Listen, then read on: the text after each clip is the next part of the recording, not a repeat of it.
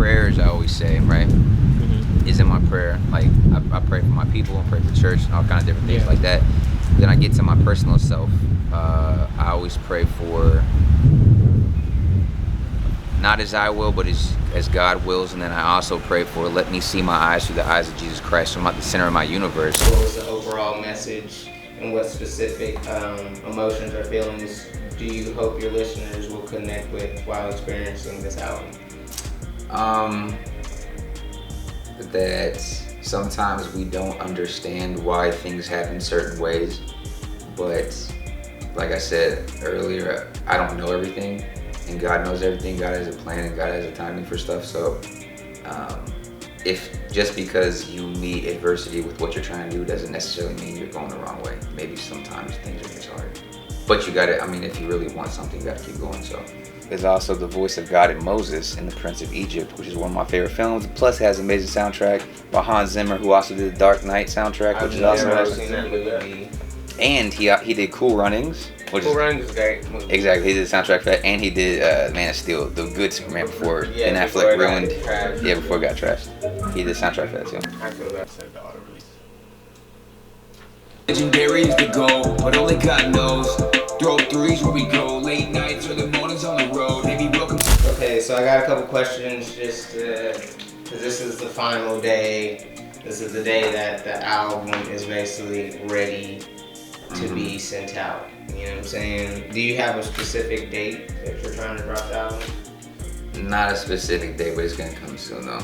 I just want to get enough time and beforehand to let people know. You know what I'm saying? Mm-hmm. The things that people, I mean, because I hold on to people, everyone holds on to different things, right? They're so temporal, right? They're just like temporary. So like, let's say like I wanted to play in the league, play football in college, all that kind of stuff. Even if I did, right? After a while, it's gonna end. It has to end sometime, right? Even my life has to end at some point. Exactly. You know what I'm saying? Unless God comes back in that timing. But even everything will end though, right? Everything comes to an end. Everything's got to come to an end sometime. So it's like the things we hold on to, like whether it's music, whether it's youth. You know what I'm saying? Trauma, all kinds of things. It has to end sometime. So the things that the Bible talks about and says that matter, it's like. It always talks, it's like store a treasure for yourself in heaven, where no thief can get to, nor moth can eat away, or rust will get to. You know what I'm saying? These aren't like silver, gold, and cashmere. Materialistic things. Yeah, these aren't, because those things don't last, right? What inspired your melodies? Because I remember you telling me it's more of a melodic style. Yeah. What inspired those melodies that you came up with? Since my man does write all of his music. That's right. Don't ever forget it.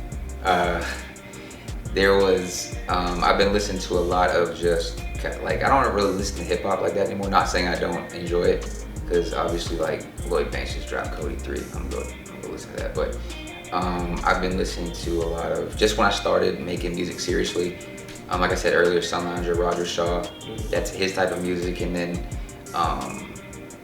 you know, rock, folk music. So I've been listening to a lot of that. So it's just like those kind of, and then when you have a different type of production that's brought to you, it kind of, it's like, okay, I'm not necessarily gonna spit some bars over this. I might sing this entire track just because it sounds different. Yeah, it sounds different. It's a different sonic. So it kind of brings you into a different kind of mood. So there's a song on this called The Sun in My Eyes, and I wrote this for my mom. Kind of like, you know, like Tupac, like Dear Mama. Just because I mean, so in the song I kind of describe like all my influences, and I said like, they gave me style, but you gave me heart. You know what I'm saying? The world gave me pain, but I gave them art. So it's her life wasn't easy, you know what I'm saying, coming up even when she was an adult and having us, but she still remained such like a kind and beautiful like person and soul. And unfortunately, like me coming up and some of the things happened to me, like I feel like that part of life made me ugly.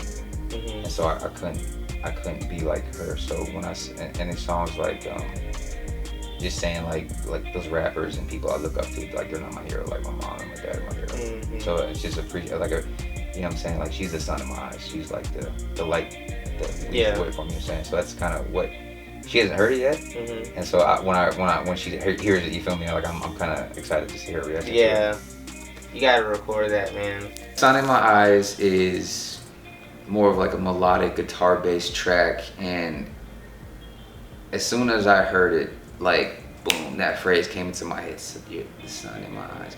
And the thing is though, is I could have went a couple different directions with that, but as soon as I did it and I wrote the first verse, it was just like all about my mom.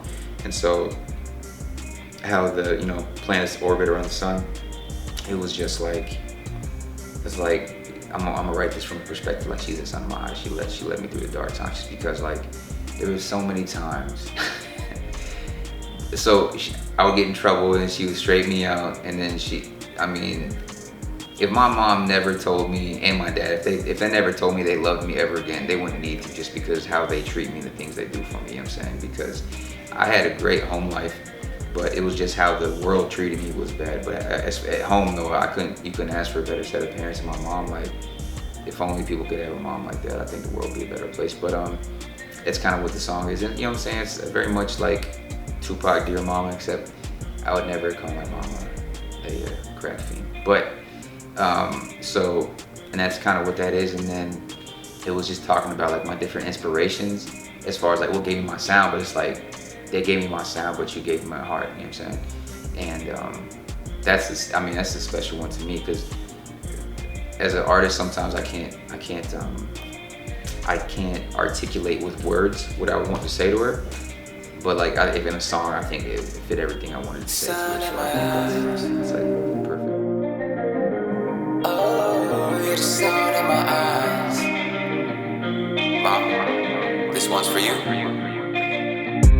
Always by my side in a world full of lies. Brought me to a paradise. You're the sun in my eyes. Always by my side in a world full of lies. Brought me to this paradise. You're the sun in my eyes. Always by my side in a world full of lies. Brought me to a paradise. You're the sun in my eyes. Always by my side in a world full of lies. Brought me to this paradise. You're the sun in my eyes. You showed me how to walk. I am the way, the truth, and the life. No one comes to the Father except through me. So that's a question I dealt with, and everyone has to deal with eventually. And so once you deal with that, and then you realize like the world is not everything that's here. There's more to it. There's more. Even your life will end, but then another one will begin. Exactly. So you're always limitless. They just try to make it seem like this is the last call that you're gonna have. No, and at the same time, when what is homie's name? It's gonna come to me. Anyway, I'll plug it back in. But he was a well-known rapper, Sean Price. Shout out to Sean Price, RP to Sean Price. And his producers and his friends and everyone that was rocking with him back in the day, he died prematurely. That's beyond the point.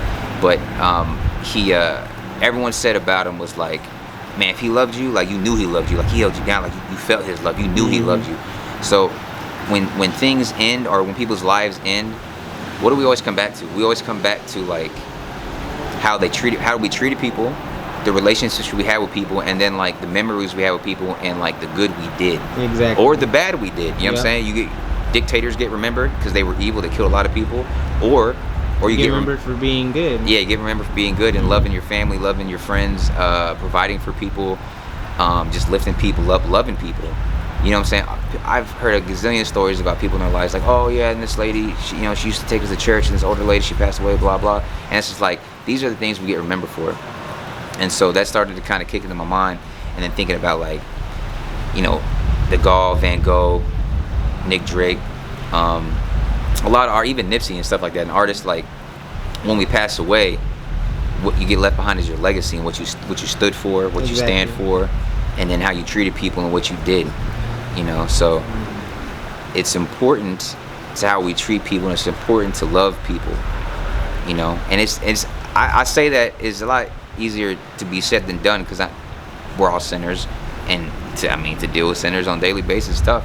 Yep. But God called us to love people, and so encouragement through music or video or whatever you're doing, like, it's important to love people, show people, encourage people, and to be there for people, because in the end that's all it is anyway. When we all leave, that's it. That's all we got anyway.